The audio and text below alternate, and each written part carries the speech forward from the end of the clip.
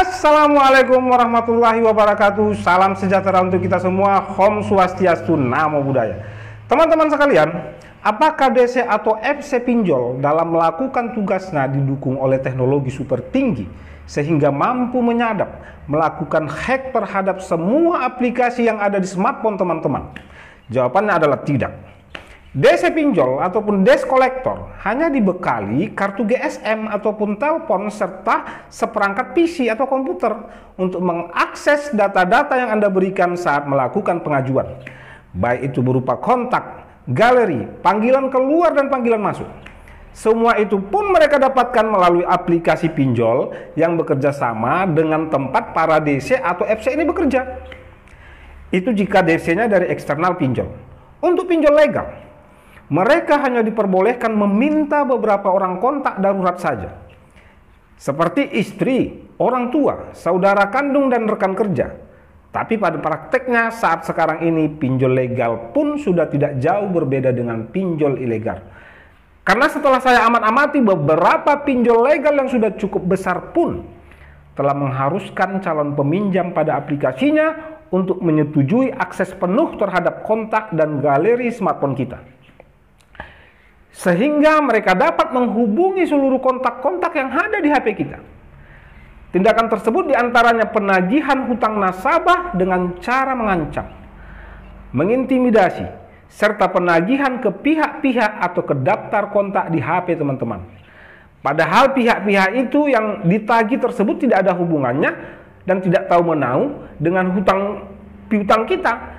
Jadi mereka menerapkan pola persekusi digital dalam melakukan penagihan ke debiturnya yang belum melunasi piutang ataupun gagal bayar, dengan cara-cara mempermalukan si debitur yang sedang gagal bayar. Padahal jelas-jelas tindakan ini melanggar Undang-Undang ITE pasal 26 tentang data pribadi. Selain itu juga melanggar pasal 27 hingga 29 dari Undang-Undang ITE. Kita agak bingung juga ya, apakah Bapak Ibu yang terhormat di Otoritas Jasa Keuangan, YLKI atau Yayasan Lembaga Konsumen Indonesia dan Kominfo tidak melakukan evaluasi terhadap pinjol-pinjol legal yang sudah sama bandelnya dengan yang ilegal ini? Itu yang menyebabkan saya tidak begitu tertarik membahas tentang status legal tidaknya satu platform pinjol. Karena ya sama saja nakalnya mereka itu ya.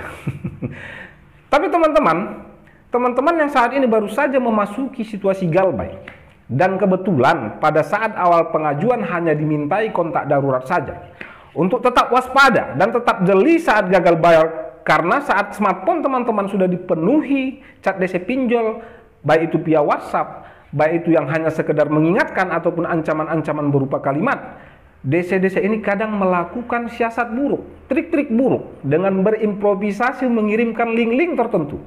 Dan saat teman-teman buka link itu akan mengarahkan kita untuk konfirmasi kesediaan memberikan akses daftar telepon pada smartphone kita.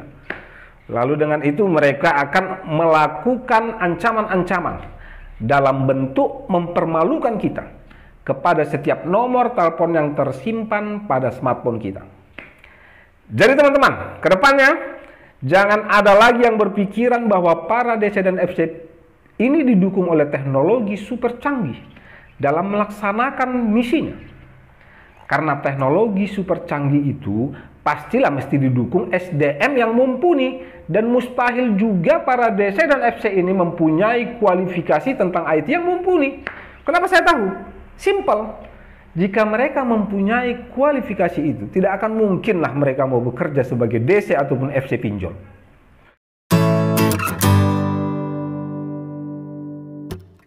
Jangan ada lagi dari teman-teman yang beranggapan jika DC ini mampu melakukan hack terhadap smartphone teman-teman, apalagi sampai melakukan akses terhadap mobil banking. Cukup ubah mindset teman-teman sekalian, bahwa galbay atau gagal bayar bukanlah akhir dari dunia. Masa depan yang panjang masih terbentang luas di hadapan teman-teman. Fokus untuk meraih itu semua. Jangan buang-buang waktu untuk memikirkan apakah nanti DC akan telepon dan chat teman-teman. Jawabannya iya, itu pasti. Apakah FC akan mengunjungi rumah teman-teman?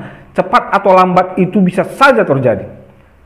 Perbaiki saja mentalitas teman-teman untuk dapat keluar dari situasi gagal bayar ini dengan baik. So teman-teman, do not scare for Galbay.